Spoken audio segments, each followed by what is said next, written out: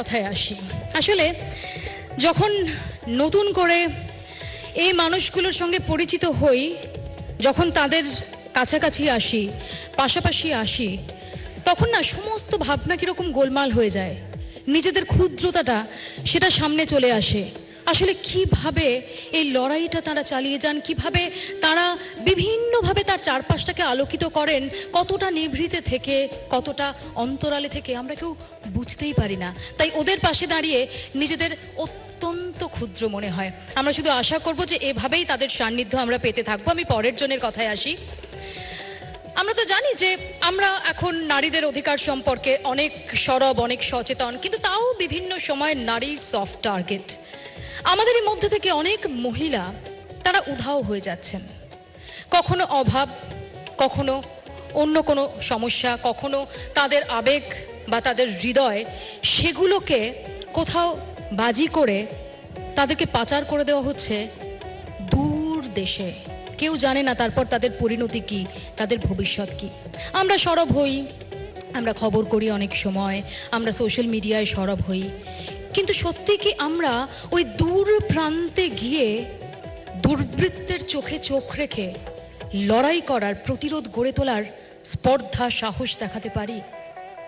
আমরা হয়তো পারি না, আবার আমরাই হয়তো পারি। কারণ আমাদের মতোই একজন রঙ্গু সাউরিয়া তিনি এটাই করে চলেছেন এবং প্রতিনিয়ত হুমকি, তার প্রাণ সংশয়ের আশঙ্কা, সমস্ত কিছুকে হেলায় তুচ্ছ করে তিনি চা বাগান, উত্তরবঙ্গের চা বাগান, তার যে লড়াইয়ের ময়দান, সেখানে নারী পাচার রোধ করতে এক দেওয়াল গড়ে তুলেছেন। আমরা দেখে নিই তার সেই লড়াইটা।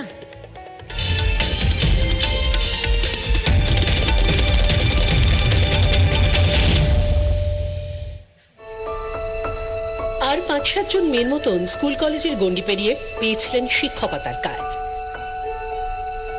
শুরুও করেছিলেন। কিন্তু চোখের সামনে তখন উত্তরবঙ্গের চা বাগানের মানুষের দুর্দশার ছবি। বন্ধ হচ্ছে একের পর এক চা বাগান।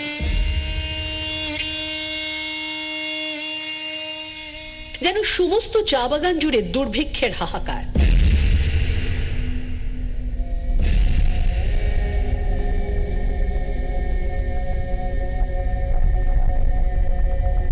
দুমুঠো খাবার জোগাড়ের জন্য ঘরদোর, ঘুটিবাটি বিক্রির দশা চা বাগান শ্রমিকদের। সক্রিয় হলো পাচার চক্র। ভিন রাজ্যে মোটা টাকার কাজ পাইয়ে দেওয়ার কথা বলে একের পর এক মেয়েদের পাচার করতে থাকলো। একই ঘরে টাকা নেই, তার উপর যুবতী মেয়েদের হারানো।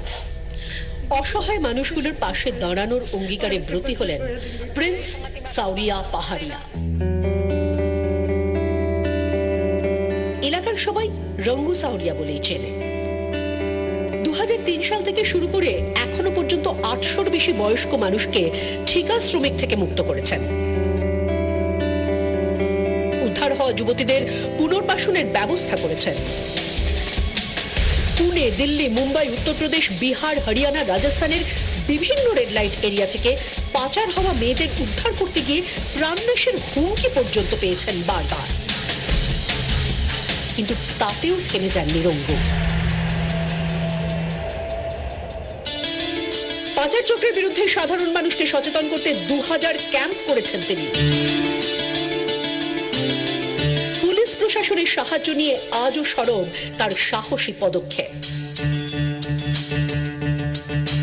ইতিমধ্যেই রাষ্ট্রপতি পুরস্কারে সম্মানিত হয়েছেন তার এই সমাজ কল্যাণের জন্য।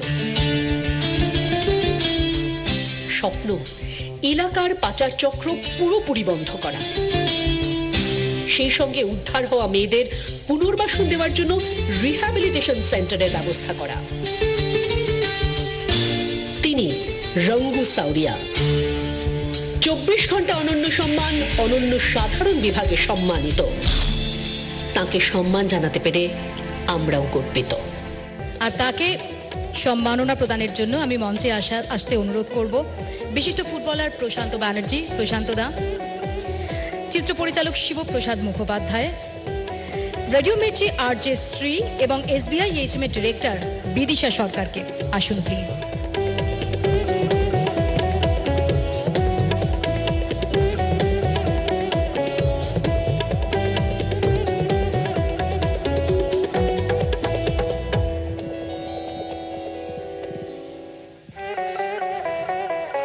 আমি প্রশান্ত দাস, শিবপ্রসাদ, শ্রী এবং বিদিশাকে অনুরোধ করব যে ট্রফি, পুষ্পস্তবক, উত্তরীয় এবং সামান্য চেক তুলে দেওয়ার জন্য রঙ্গু সাওরিয়ার হাতে।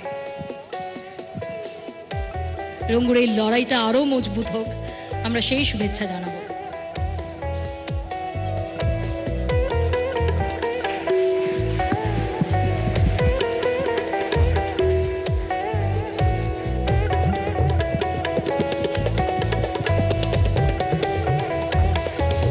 ট্রফিটা তুলে দেওয়ার জন্য অনুরোধ জানাবো শ্রী শিবপ্রসাদ প্লিজ। আর সার্টিফিকেট এবং চেকটা আমি শিবপ্রসাদকে অনুরোধ করব একটু রঙ্গু সাওরিয়ার হাতে তুলে দিতে।